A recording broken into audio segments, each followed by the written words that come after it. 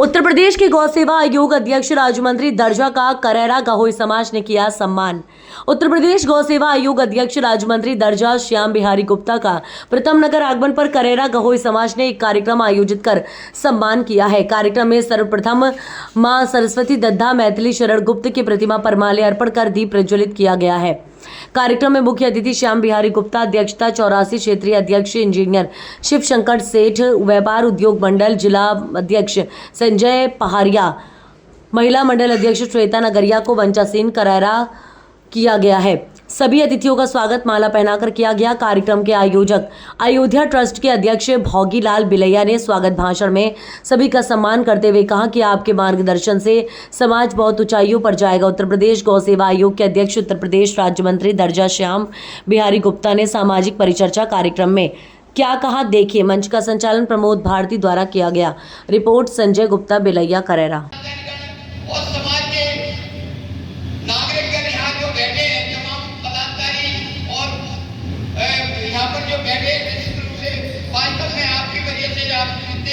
थोड़े से अपने आप को आमंत्रित किया और ऐसे तस्वीर धूप में आप आए, मैं आपका हृदय से स्वागत वंदन अभिनंदन करूंगा।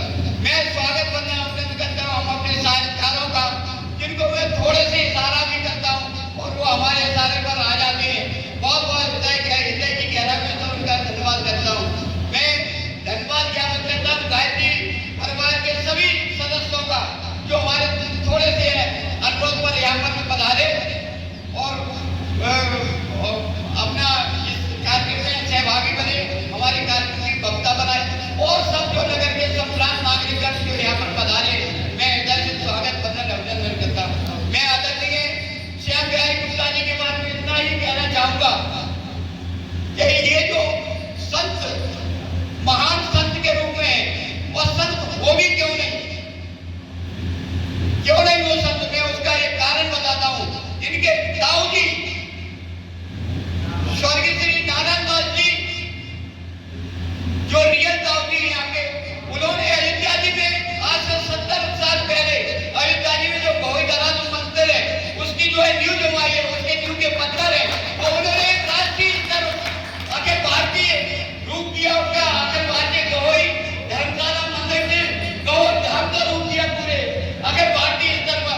तो निश्चित रूप से हमारे गुप्ता जी तो क्यों नहीं, जब ऐसे महान जिन्होंने सारे संसार में गहोई धाम अयोध्या जी में बनाया, उनके भतीजे आज हमारे बीच में मौजूद हैं और आप जो है मुख्यमंत्री जी के बहुत ही चाहते हैं, आदरणीय योगी आदित्यनाथ जी के बहुत निकट है। मैं ऐसे आदित्य का अपने बीच में पाकर बहुत प्रसन्नता की अनुभूति कर रहा हूँ। निश्चित रूप से उससे नई नई समस्याएं खड़ी हो रही है। पानी का संकट केवल भारत में ही नहीं, सारी दुनिया में पानी का संकट बढ़ रहा है। और आने हमारे पूर्व प्रधानमंत्री माननीय अटल बिहारी वाजपेयी जी ने कहा था कि आने वाला जो विश्व युद्ध है वो पानी को लेकर होगा। लेकिन हमारे यहाँ पानी की कोई कमी नहीं है। जैसे झांसी की प्राकृतिक स्थिति, ऐसे ही शिवपुरी, दतिया, ग्वालियर की परिस्थितियां लगभग एक जैसी है। यहाँ की राकड़ मिट्टी है, पानी बरसता है, बहता हुआ नाले से होता हुआ, नदियों से होता हुआ समुद्र में चला जा रहा है। और हमारा ये जो बुंदेलखंड है इजराइल से बड़ा है। ये उत्तर प्रदेश के जो 7 जिले हैं बुंदेलखंड के, वो इजराइल से बड़ा है। और ये जो हमारा मध्य प्रदेश का पूरा ये बुंदेलखंड जोड़ा जाए तो 3 इजराइल बन जाएंगे इसके अंदर। और इजराइल में जो वर्षा होती है वो मात्र 300 मिलीमीटर बारिश होती है। और हमारे यहाँ जिस क्षेत्र में हम बैठे हैं करेरा क्षेत्र में, यहाँ 700, 800, 850 मिलीमीटर बारिश होती है, लेकिन पानी बरसता हुआ, बहता हुआ समुद्र में चला जाता है और हम बैठे रह जाते हैं। आने वाला जो समय है बहुत बड़ा जल का संकट है। ये जो मंच पर रखी बोतलें ये हमको संदेश दे रही हैं कि सावधान हो जाओ, आने वाले समय में 20 रुपए लीटर पानी मिलने वाला है। और 20 रुपए पानी का मतलब समझिए कि आने वाले समय में खेती के लिए पानी नहीं मिलेगा तो हम खाएंगे क्या। दूसरा एक बहुत बड़ा संदेश है जो भगवान कृष्ण ने कहा। कृष्ण ने स्वयं गाय पाली और उनके जो भाई बलराम थे उनके एक हाथ पर हल है, हल माने खेती और मूसर माने उद्योग। गाय, खेती और उद्योग जो वैश्विक जन्म भगवान कृष्ण ने बताया उन्होंने स्वयं किए इनको। और आने वाले समय में जो संकट है वो भोजन पर संकट आने वाला है। 2047-2050 तक आते आने वाले सबसे बड़ा संकट होने वाला है वो होने वाला भोजन का संकट। क्यों होने वाला है कि जब 1947 में देश स्वतंत्र हुआ उस समय हमारी आबादी थी 34 करोड़ और देशी गौवंश की संख्या थी 32 करोड़ और आज हमारे पास में आबादी 34 करोड़ से बढ़ के 145 करोड़ आबादी हो गई। इतनी आबादी से इतनी आबादी हो गई और खेती जो इतनी थी वो हर साल खेती कम होते चले जा रहे, खेत हमारे सिकुड़ते जा रहे, शहर बढ़ते जा रहे, रोड बढ़ते जा रहे, इंडस्ट्री बढ़ती जा रही। इन सबके कारण आने वाले समय में अभी जो खेती का औसत रकबा बचा हुआ है वो एक किसान परिवार के पास में लगभग 2 एकड़ खेती बची है मात्र। जब एक परिवार में 10-10, 20-20 एकड़ खेती हुआ करती थी, आज वो आगे 2 एकड़ पर औसत खेती में सिमट गई है। तो इस समय बहुत बड़ा जो संकट आ रहा है वो उससे निपटने के लिए हम कहेंगे चलें, आप कहेंगे गांव की ओर चलें, जोर से बोलिए चलें।